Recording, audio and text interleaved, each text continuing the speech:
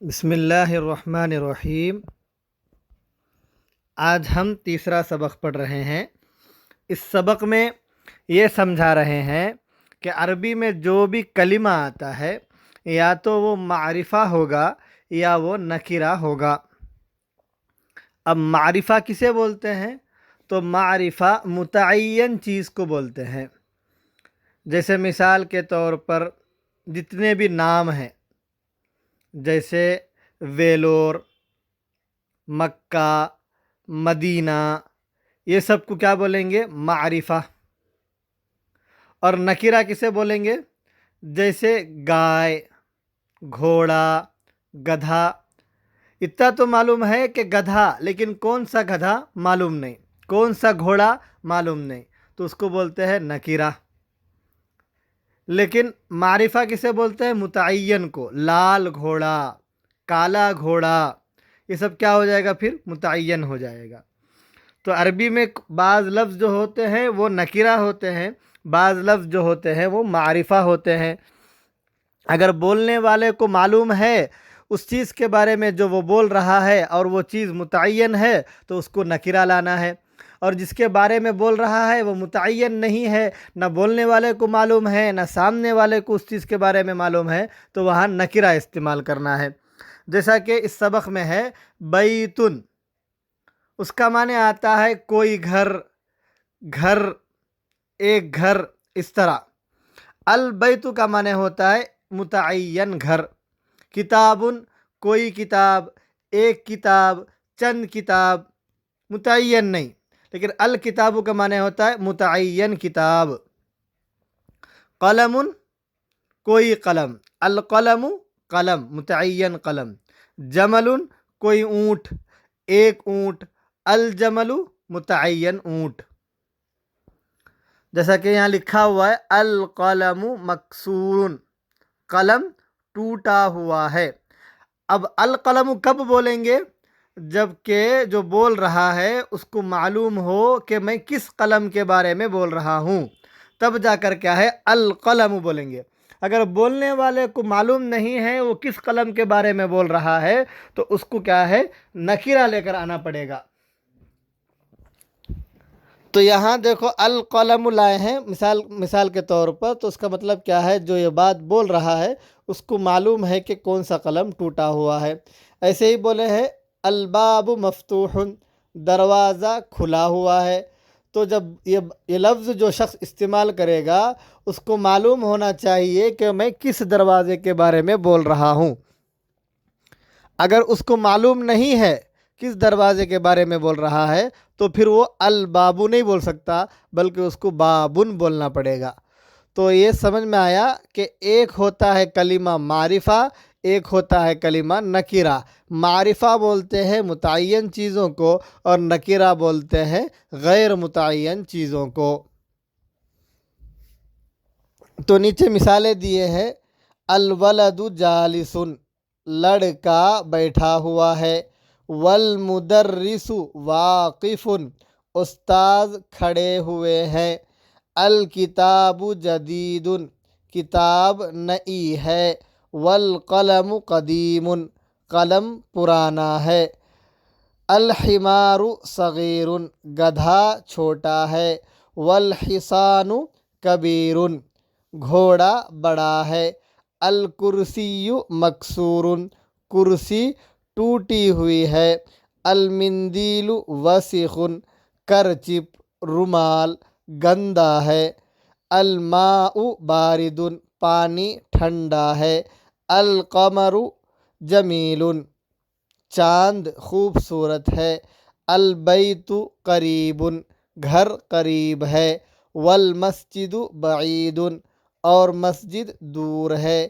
الحجر ثقیل، پتھر وزن ہے۔ والورق خفیف، کاغذ ہلکا ہے۔ اللبن حار، دودھ گرم ہے۔ القمیص نظیف، قمیص صاف ستھری ہے۔ اب یہاں رک کر دیکھو، ایک بات سمجھنا ہے۔ جب ہم اردو بولتے ہیں تو لڑکا کے لیے ولدن ہے، بیٹھا ہوا اس کے لیے جالسن ہے، لیکن ہے کا کوئی معنی عربی میں نہیں آتا۔ ہے بول کر جو ہم اردو میں استعمال کرتے ہیں، اس کے لیے عربی میں الگ سے کوئی لفظ نہیں لاتے ہیں۔ پھر اس میں ہے کا معنی کہاں سے پیدا ہوتا ہے، یہ کوئی پوچھ سکتا ہے۔ سمجھ میں آیا کہ نہیں آیا؟ جیسے ہم کہتے ہیں کہ قلم ٹوٹا ہوا ہے، تو ایک ہوتا ہے قلم، دوسرا کلمہ ہوتا ہے ٹوٹا ہوا، تیسرا کلمہ ہوتا ہے۔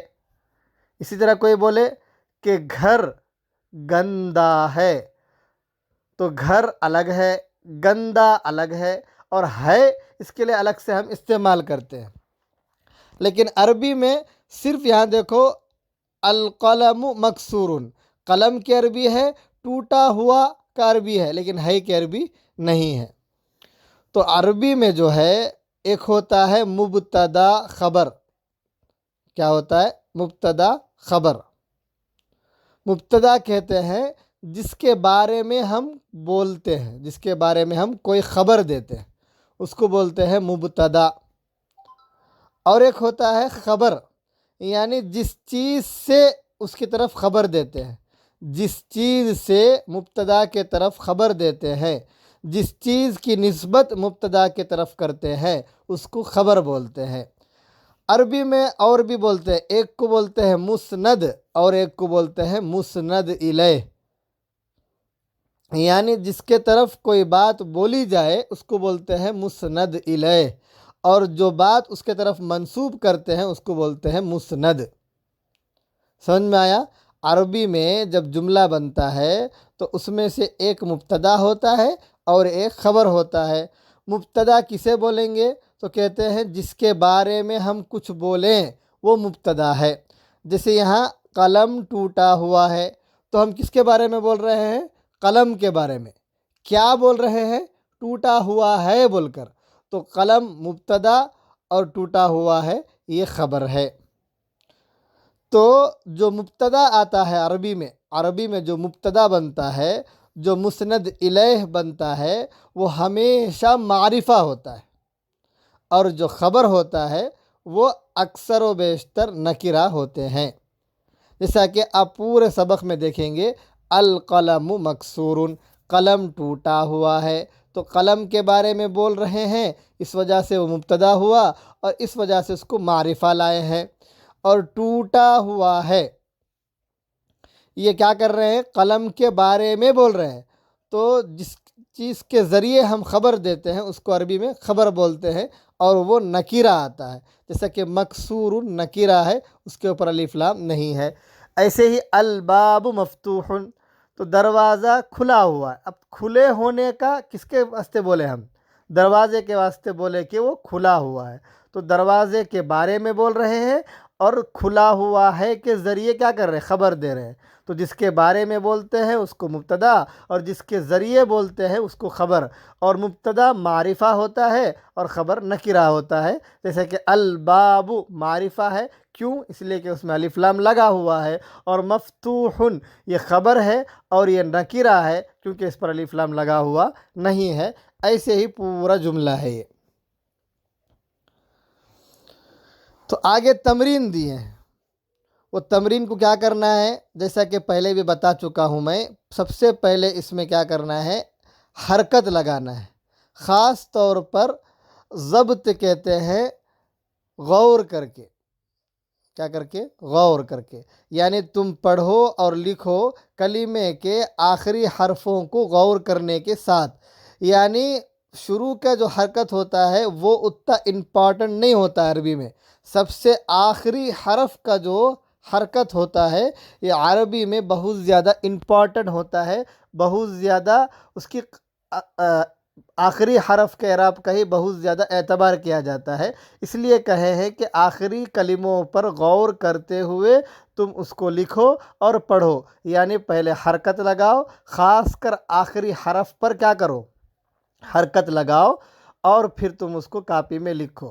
اور ایک بات یہاں سمجھنا چاہیے کہ جب کسی اسم سے پہلے، کسی کلمہ سے پہلے اگر الف لام لگ گیا، تو الف لام اگر شروع میں ہے تو اس کے آخری حرف کو کبھی بھی تنوین نہیں آئے گا، یعنی دو زبر دو زیر دو پیش نہیں آئے گا۔ کس پر؟ جس سے پہلے الف لام لگا ہوا ہو، اور جس کلمہ سے پہلے الف لام لگا ہوا نہیں ہو اس کے آخر میں تنوین آئے گا، ایک پیش ایک زبر ایک زیر نہیں آئے گا۔ تو ایسا سمجھ کر کیا کرنا ہے ہمیں؟ تو دیکھو یہاں مسجدن یعنی دال پر دو پیش لگائیں گے کیونکہ اس سے پہلے الف لام نہیں ہے، اور المسجد ایک پیش لگائیں گے کیونکہ اس سے پہلے الف لام ہے۔ سمجھ میں آیا؟ اس طرح کیا کرنا ہے؟ پڑھنا ہے اور لکھنا ہے ہمیں۔ اور دوسرا بھی ایسے ہی، کاپی میں پہلے حرکت لگانا ہے، اس کے بعد پھر اس کو پڑھنا ہے۔